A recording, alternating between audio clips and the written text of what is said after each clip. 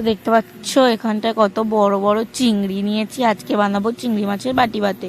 তো চিংড়িগুলোকে এইরকম ভাবে কেটে নিতে হবে। এর খোসাগুলো কিন্তু ছাড়িয়ে দিতে হবে অবশ্যই, এর মাথার খোসাগুলো ছাড়িয়ে দিতে হবে। মানে নর্মালি চিংড়ি মাছ যেরকমভাবে পরিষ্কার করে সেরকমভাবে পরিষ্কার করে দিতে হবে। দেখতে পাচ্ছ এরকমভাবে পরিষ্কার করে নিয়েছি চিংড়ি মাছটাকে, ঠিক সেমভাবে আর একটাও করে নিচ্ছি। এরকম ভাবে কিন্তু চিংড়ি মাছের খোসাগুলোকে তুলে ফেলতে হবে। শুধু লেজের দিকে একটু রেখে দিতে হবে। হয়ে গেল।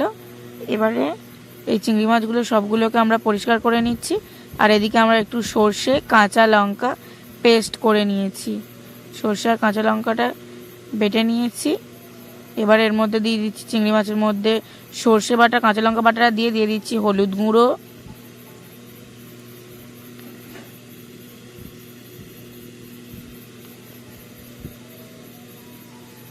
এরপরে দেব লঙ্কার গুঁড়ো,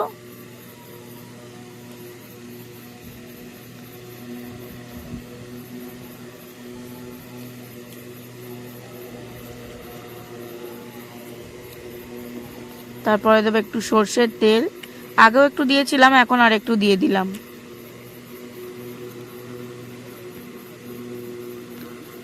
এরপরেই দিয়ে দেব নুন, দিয়ে এটাকে অল্প একটু জল দিয়ে এটাকে কিন্তু মিক্স করে নিতে হবে যাতে থিকনেসটা থেকে যায়। সেই জন্য একদম অল্প প্রথমে জল দিয়ে একটু মিক্স করে নেব।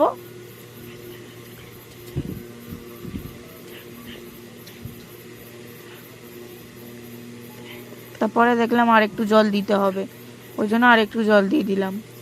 দিয়ে ভালো মতো এটাকে এখন ম্যারিনেট করে রেখে দেব। যখন ভাত হয়ে যাবে মানে হচ্ছে কে আঁচ থেকে ভাত লাবিয়েই এই যে ভাতে যে ভাবড়িটা উঠবে সঙ্গে সঙ্গে কিন্তু হাঁড়ি খুলে তার মধ্যে কিন্তু বাটিটা বসিয়ে দিতে হবে, তবে কিন্তু চিংড়িটা সুসিদ্ধ হবে এবং তবে কিন্তু টেস্টি হবে। এই হয়ে গেল, এটা এদিকে ম্যারিনেট হয়ে গেছে। এবারে এর মধ্যে ওপরে কটা দিয়ে দেব আমরা চেরা কাঁচা লঙ্কা, এটা দেওয়ার পরে কিন্তু টেস্টটা আরো বেশি বেড়ে যায়। দেখতে পাচ্ছ এই যে ধোঁয়া ওটা ভাত একটু আঁচড়িয়ে নিয়ে এই কিন্তু চেপে চেপে বাটিটা কিন্তু ভেতরে কিন্তু ঢুকিয়ে দিতে হবে, একদম চিপে চিপে, যাতে ভাতের মানে যে স্টিমটা সেটা যাতে ভালো করে ভাতে পায় সেই জন্য কিন্তু ভেতরে ভালো করে ভাতটাকে ঢুকিয়ে দিচ্ছে বাটিটা।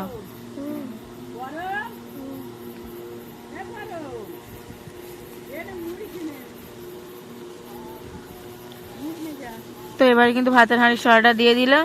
এবারে এর মধ্যে একটা নোড়া বা ভারী কোনো জিনিস চাপিয়ে দিয়ে হয়ে যাবে, যাতে না ভাতের ধোঁয়াটা বাইরে বেরোয়। তো এদিকে কিন্তু বাটি ভাতেটা হয়ে গেছে, দেখো কি দারুণ দেখতে হয়েছে।